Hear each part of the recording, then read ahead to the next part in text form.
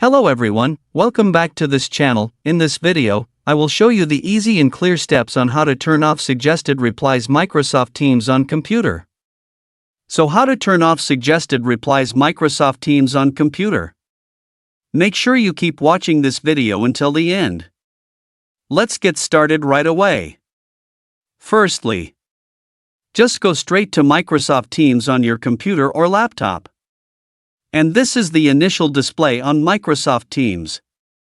To turn off suggested replies in Ms. Teams, just point the cursor to the upper right corner of the screen.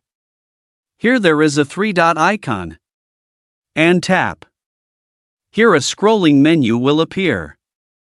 Tap the Settings menu.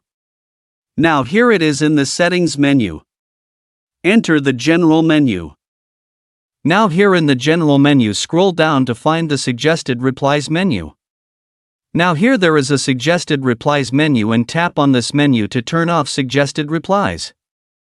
This feature is useful for users who prefer to type their own replies without recommendations from the system, so that communication feels more personal. So that's it, tutorial how to turn off suggested replies Microsoft Teams on computer. Thank you for watching. I hope this video is useful. See you in the next video.